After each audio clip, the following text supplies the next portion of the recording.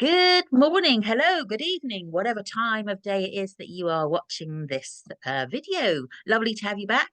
I'm Jane McDowell, and this is Heart-Centered Conversations, where I talk to people who have read books that have inspired them, shifted their perception, and helped them to do amazing things in the world. And today I'm really delighted to introduce you to Dai Rees. Dai, tell us a bit about yourself. Thanks, Jane. It's lovely to be here. Yeah, a little bit of a journey, two sections to my life.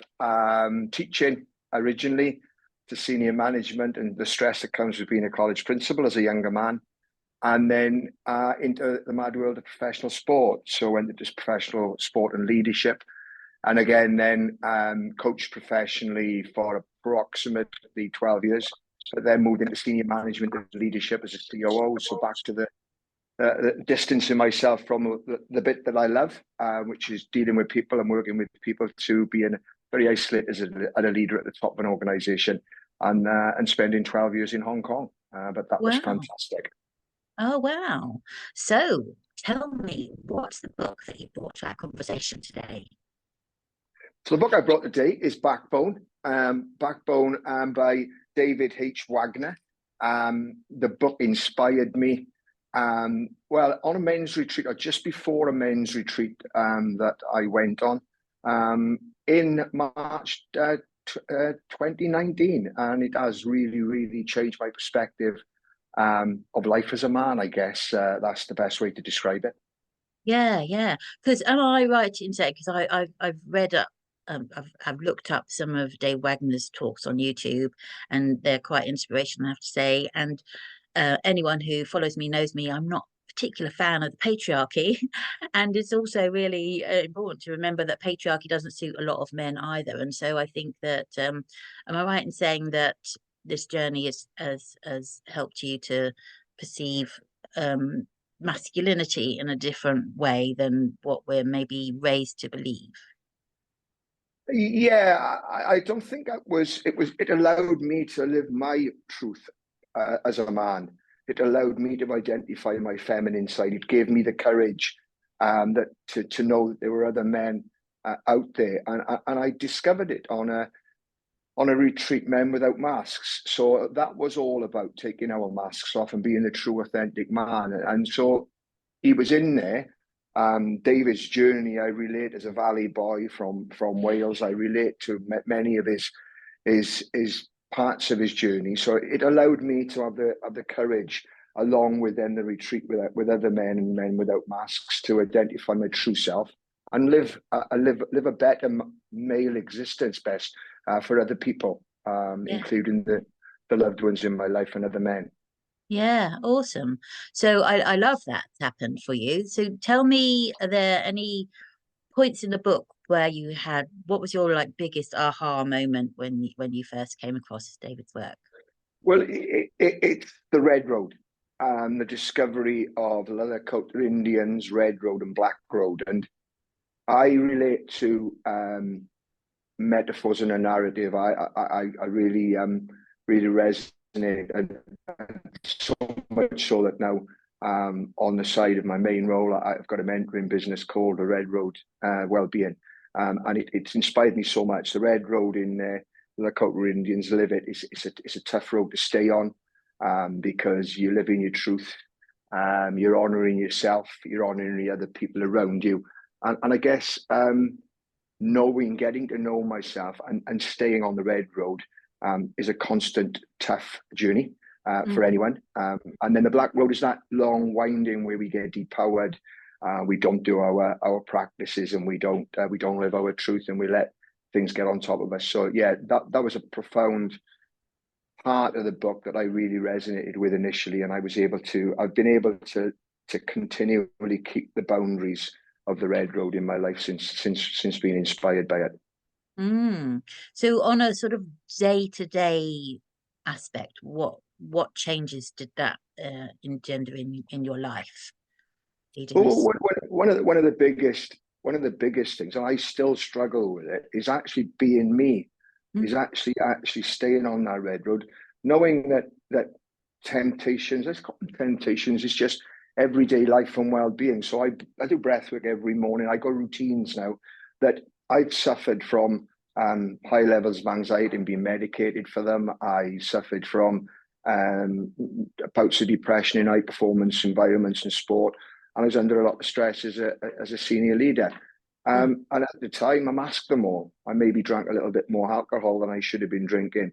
I wouldn't train or do exercises. So the red road keeps me honest, and it keeps me in those boundaries. Of course, I let my hair down. Of course, I enjoy life. But it's taught me that if you want to stay well and you want to live your truth, you have to come back to those boundaries. So it changed everyday behaviors, and it gave me more confidence to be myself and to be and identify me and be myself with other people around me. Yeah, yeah. I think a lot of people can relate to that kind of peer pressure, especially around social situations where it goes back to this idea that we treat ourselves, or we think we're having a good time when we're actually partly destroying ourselves. Do you I, see what I I, mean? I certainly resonate. Yes, definitely. I mean, I've been through. I'm 60 now, and I've lived my life. I'm with my gorgeous soulmate Sarah, and I have three wonderful children now. But in a previous life, and I guess as a younger man, where I didn't know myself, I was married and I'm divorced now. I obviously remarried and lived my life, but I wasn't a good man. As I believe, my masculine energy was all out of tilt between the ages of 18 and 35. And again, that's what the book did for me. Okay, it was after that. And I encourage my son, who's now 21, to read the book so he's got that knowledge and outlook on life when he's a younger man. But I certainly didn't know myself in my younger years. Lots of men believe that they know themselves in their teens, and their conditioning and journey continues. But certainly on reflection, I definitely didn't know. I wasn't the best man I could ever be for my ex-wife. I wasn't the best person for my mum, for my dad, for the people around me. I was masking a lot. So it taught me to live my truth. And since reading the book, I really have opened up, and I try my best all times with my son. I'm back doing some community coaching, and it is about 20, 30 young men being challenged in a different way now that I was when I was a younger coach. Oh, that's fabulous. So how does, I mean, obviously you just mentioned that you're doing the community work. How does being on this red path, how has it helped you in your broader work? What's changed for It, you? it, it, I'm just myself. I don't mind telling people that men have got this feminine energy around me. When you're brought up in the mining valleys of South Wales as a rugby man, which is a physical competition, you suppress the feminine energy. I was brought up primarily my father and my grandfathers were all out at work long hours, so the matriarchs and the people that influenced me as I grew up were my two grandmothers and my mum, and I've got a sister. So there was a lot of feminine energy around me as a young man. I was the only grandson of 9 grandchildren. I'm the only grandson in the family, and so there was a lot of powerful women around me, and therefore I had that love and energy. I reflect on my schooling days, and only one of my informative tutors between the age of 8 and 16 only one was a man. So I was brought up around a lot of powerful ladies and leaders, and they inspired me. Then I guess the other side of it is you condition not to identify with that feminine energy. The Yeah, love I show my son, I kiss my son regularly. Now he hugs me. You're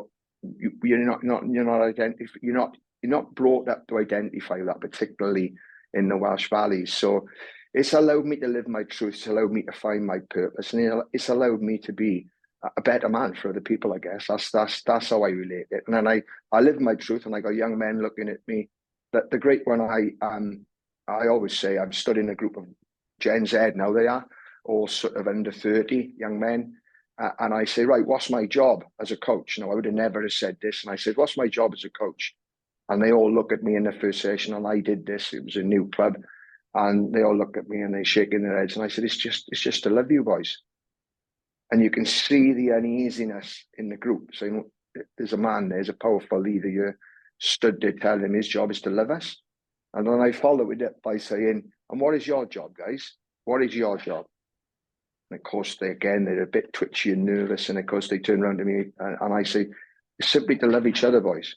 It is simply men, as young men, if you love each other, brotherly love, tough love, celebratory love, it's all about belonging. And it has a profound effect. And I live that, and I've lived it. And I've been with the club about 3 months now, and we've got a family. We've got a family there already. The sport happens to be rugby, is an almost a byproduct of it.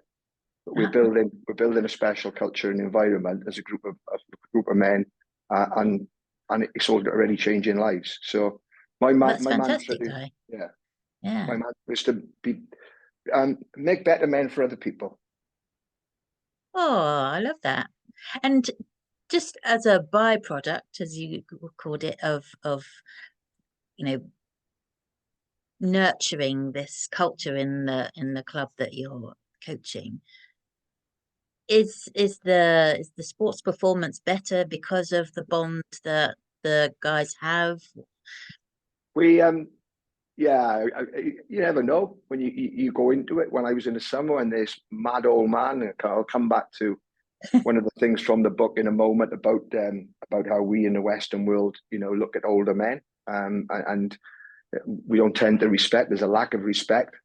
We are seen as old fuddy-duddies, and many cultures revere their older men for their knowledge and their life's journey, and they look at them as mentors and men full of knowledge, and we tend not to in the Western society. So it was a bit of I lost my confidence as I got closer to my 60th birthday, and yeah, the club has changed. Yeah, I mean, the marker was at the end of last season, which is only 7 months ago. 6 months ago, they had 7 or 8 training. Last Saturday, we had 42 guys, 2 games going. Lots of love and fun in the club after, and people saying that, you know, we haven't seen this at the club for 16, 17 years. I don't know if they know why it's happening. It's nothing to do with rugby. It's to do, but it doesn't matter. So yeah, we probably didn't know how it would go. We started off with 10 training, but now, yeah, and I really passionately believe it's about the way we treat each other and the way we love each other. So Yeah, definitely. It's that ripple effect, isn't it? You know, yeah, when people can connect to themselves more and then connect to others on a much more loving kind of yeah. level, then it changes the dynamic, it changes how people interact, and it will change. It will have that effect on the field as well, I'm guessing, you know. Yeah, and we've won 4 or 5 games, and we got a bonus point in one, so we're at the top 3 in the league as well, where they finished bottom last season. So it's not going to happen overnight. But I have got a young squad and a group of men who are very open. The Gen Z, the generation that I'm teaching with, they are more willing to express and show their feelings towards each other, the brotherly love, than the older generations of my generation, which was masked in some of my problems. So yeah, it certainly, I believe, is part of now coaching, teaching, and bringing my experience and knowledge through to a younger group of men, including my son, who's decided, having given up rugby because he was not enjoying it, to come back and playing for me, and I'm coaching him for the first time as a young man. So it's just special. Oh, that's brilliant. And then when you're not involved in the community coaching in your other work, how does it show up there? I mean, obviously you said that you feel much more able to be yourself, to be your authentic self. So what's the ripple effect there?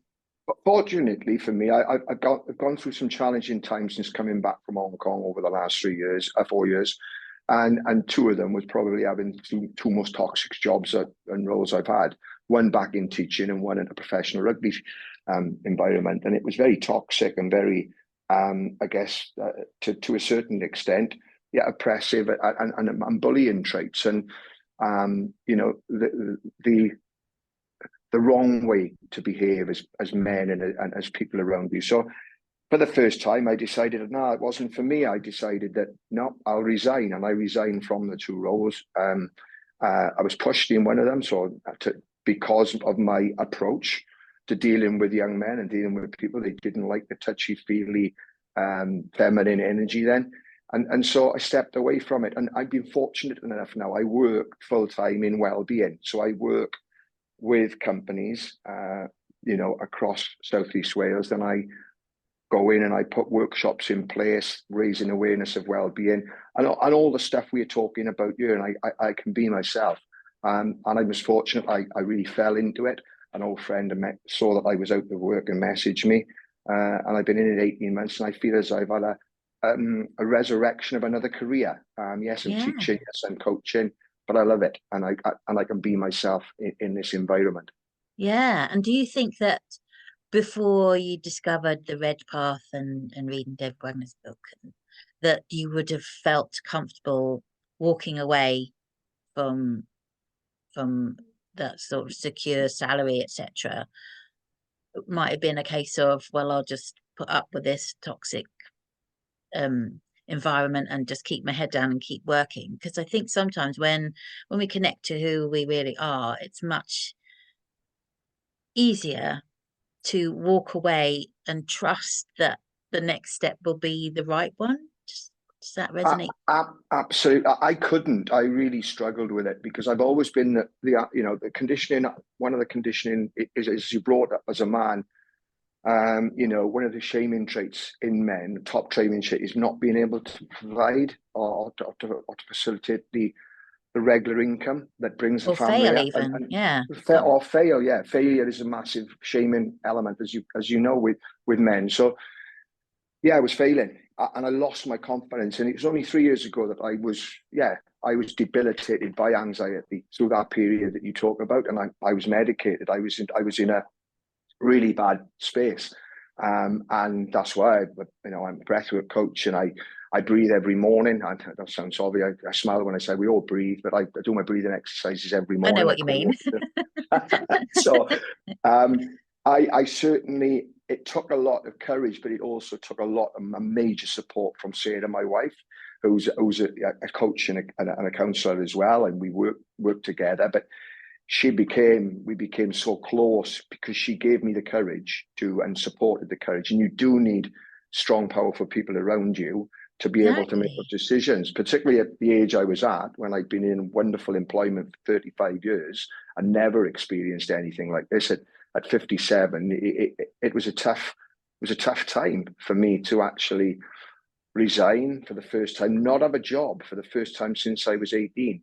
You know, so it was scary times, but you know, you've got to work hard at things, and the red road helped me, and you know, midlife awakenings. And the other element from the book that is fantastic, and I need to mention it, is the discovery of the male archetypes, the powers of a man, and I balance my life now on the king, the warrior, the lover, and the magician, all of which, you know, we all think we're all warriors as men, but I know now I need a balance of all four: the creative side through the magician, the lover, which we talk a lot about, which many men suppress, and of course the man that holds it all together, which is our king, our controller.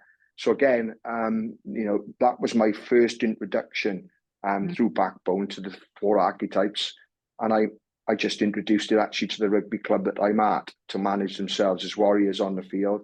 And you can see as young men there looking at me going, he's mad. But then within a week, they'll reflect in, and I can talk to them about the warrior when they go into battle, and how the king's got to control them, and how they've got to good men for each other. So that was another part of the book that had its mark on me, and certainly now I'm able to use in everyday life to keep me within the boundaries of the red road. Yeah. And isn't it fascinating that we come across these things when we most need them? Because it sounds like you picked up Backbone just at the point where you needed it. Yeah, it was a combination of going on the retreat. I was in a senior management position abroad with a young family, and my wife Sarah could tell that there was lots of stresses, there was lots of pressures as COO of Hong Kong Rugby, and she sort of said, you need some help, you need some support. And she encouraged me to go on the men's retreat. So I flew back to the UK, and Craig White, Men Without Masks, was my first introduction. And of course, Craig introduced me to the backbone. He said, pre-course reading, get yourself a backbone. And it's well thumbed. As I say, I've got the book here. I've got it on Audible as well. I often revisit it, and it's notated all the way through. And I use it as a reference. It's almost my Bible, I guess, for well-being. It was the start. I've probably read and learned more over the last 5 years than I had in the previous 30, because again, as men, we tend to switch off. We tend to stop learning. And the biggest thing that's happened to me since that was the first book, probably in about 10 years, 15 years that I'd read. Wow. And, yeah, it was. And since my wife's fed up with me ordering books and I'm not a reader. I will admit I'm not a reader. I'm a listener. Yeah. But because I want to reference it and I use it and I use the books, I always buy the book. I read it and I also listen to the Audible. Yeah. So Audible's great, isn't it? It's just like you can consume a book while you're traveling somewhere or something where you might not be able to actually read the book. So yeah, I love Audible. Yeah. So how did it feel, Dai, to at that moment when Sarah said to you, you need help? How did it feel for you to actually take that step and get it? Because I'm guessing from what you've said about how you're conditioned prior to that, that would have been a difficult thing to face up to, I think. It was, and my ego control. I've been in high performance. I've been in leadership since I was a young man, because I was a young college principal when I took the position at 37 years of age. So again, I still probably didn't know myself at the time. Straight under pressure, people telling me that, oh yeah, were you given that role when that's all you are as a PE teacher? So again, internally managing that with masks, and my ego drove me. So my ego drove me through those periods, and so it was dominant in performance sport. You need that ego. I understand a balanced ego now, and a healthy ego versus an unhealthy ego. And the unhealthy ego, for instance, took me down a route at one stage where Sarah went away for 2 summer holidays with our young family on her own with her father, who kindly took him away, because I was driven to becoming the next best, whatever I wanted to be. And so I had multiple jobs and roles. So I abandoned the people that I love and the special people. So for Sarah then to be telling me, we'd been on a tough journey because of my ego. But yeah, it was tough, but the best thing I've ever done. And I think that I realized that I had to make a shift towards being a better man and being a better man to myself. I wasn't the ego-driven guy at that point. I just couldn't understand why I was feeling so down. I'd been medicated for depression. I needed some support and help, and it came in the form of other men. And often we don't turn to other men for help. We either mask it and keep our feelings in, or maybe we have a strong woman, which again the book has taught me that David Wagner added in his addition to the last section, which is called Women. And so it then taught me, that chapter taught me how you need powerful women, how the powerful women and powerful energy between powerful men is special, and that's what I think myself and Sarah have got now. Oh, that sounds wonderful. Yeah, it is special. And I'd say to every man, you need powerful women around you in your life. If you want to be a powerful man with backbone, you need powerful women who nurture you and push you, and that energy is fantastic. And I've always had that in me. I've always known that was me, because as I said earlier, my grandmothers were. Yeah. My mum is, and I realise how powerful those people lead. As my teacher, Mrs. Davis, who I saw was my maths teacher and my tutor when I was 13. She's 88. She's still got. She's 88. I saw it on a old school post this week. It was so wonderful to see she's still going, and she inspired me as a 13, 14 Mm. year old. So, Di, I'm curious to know. So, you said you were really surrounded by powerful women when you were growing up, and then you got to a stage where you stepped out into the workplace. How many powerful women were around you in your workplaces? They there were a lot because my evolution as a I guess the masculine area was rugby and sport, because at the time there wasn't the profile, or there weren't the women's teams like they are now. The Yeah, England yeah. soccer, England rugby, Welsh rugby, England cricket, all are dominant, and we've seen an upsurgence of powerful women. They were there very much so because I was a PE teacher. So, the girls that I came through, the women that I came through, they were powerful PE teachers. We were all in it together. So I felt Mm. I had it growing up anyway. And again, I took the role as one of my first elite coaching roles. I coached the Welsh women. So I coached Wales to a World Cup. Oh, And amazing. that in itself, I was early 30s.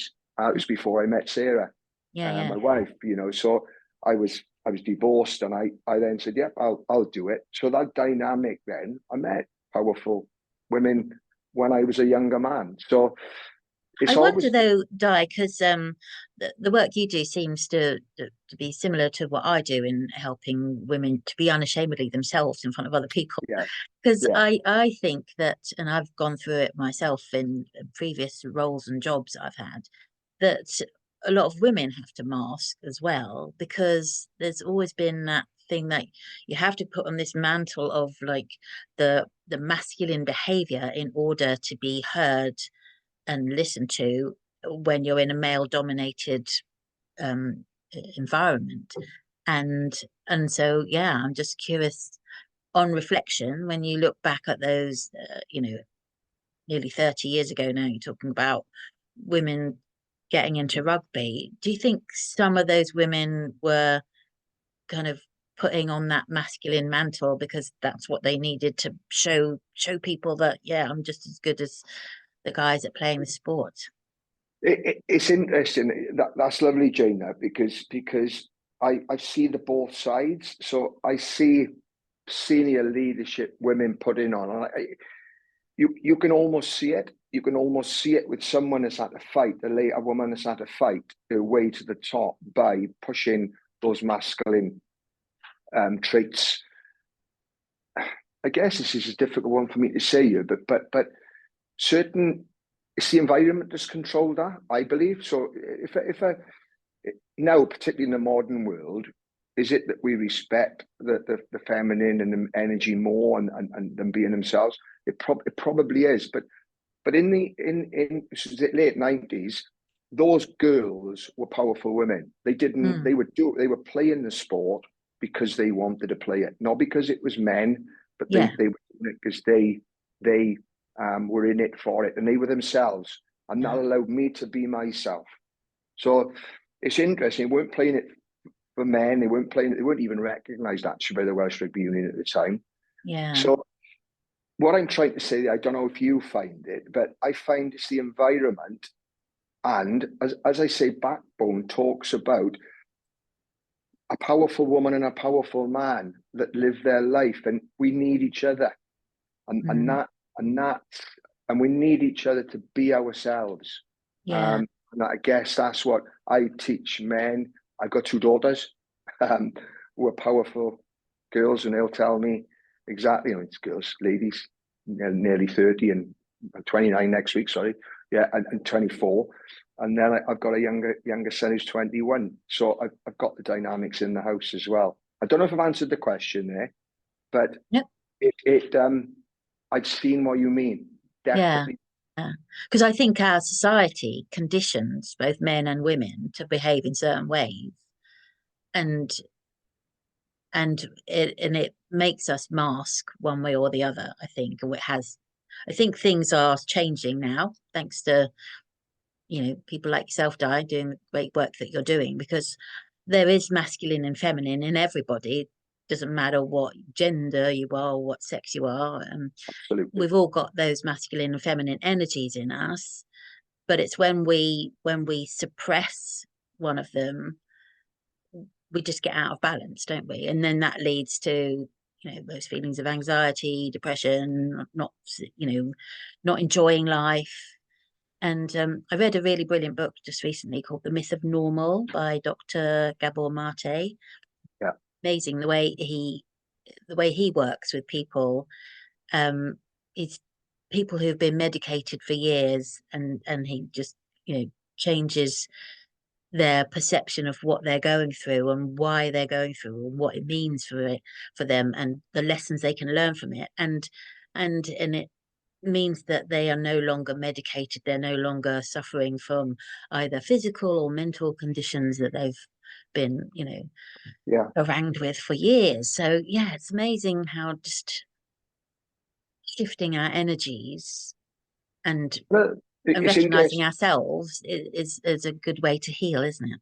Yeah, it's interesting there, Jane. You talked about conditioning, and one of the elements that comes out in the male journey is our three conditioning phases, which I talk a lot about. So, a typical man will go through the 6 or 7 year old conditioning phases early when he's told to he's got to be athletic, he's got to be up front in the playground, stick up for yourself, don't let anyone. So, lots of people around him are telling him, so it's ought to be tough. You'll be the best if you're the best athlete or you're strongest in the playground. That's the first learning conditioning. Then at 15, 16, the testosterone kicks in and you're told to get the best looking girls, or the relationship then changes with women at that point. And that's the conditioning, boys taking the mick. And then we get to our 20, 21-year-old stage where you've got to have the best car, you're taught that you've got to earn a lot of money. So not everyone goes through it, of course they don't, but those are the three conditioning phases, particularly a number of years, not so much now. But Mm. they then, for me, men think they know where they're going by the time they're late teens and early 20s. And we don't. We haven't lived our life, and we haven't been respectful, and we don't understand our journey. And this is the journey I talked about that I Yeah. went on. I was ego driven, didn't respect, and I was taught to be a particular kind of man, or not conditioned by my culture. So certainly, I honestly believe, and when I then realised all that, as you just said, I could start healing. I could start understanding people. I could start being different and behaving differently. And I had to understand myself and live my truth. Oh, that's fantastic. Well, Di, it's been an absolute pleasure talking to you today. I've loved every minute of it. And I will put some details of how to contact you if anyone wants to know more about your work. Because I think that what you're doing is really, really important, especially now. I mean, the kind of the whole issue of men's mental health is really, up there at the moment, and people are recognizing that we need to live differently in order for us to live well. So, yeah, really love the work you're doing. Thanks so much, Di, for joining me today. Thanks, Jane. And it's been a real, real pleasure. And it's been like therapy for me. I love talking about it all as it hopefully comes over in your podcast. And it's just been great to have the opportunity to share it. I haven't done it for a while on Backbone. So Oh, I'll be listening again on Audible and in the car driving again. But thanks ever so much for the invite. And it's great work that you're doing. oh, thank you. Well, thanks everyone for listening and watching. And remember to like and subscribe, and I will see you in the next episode. Bye.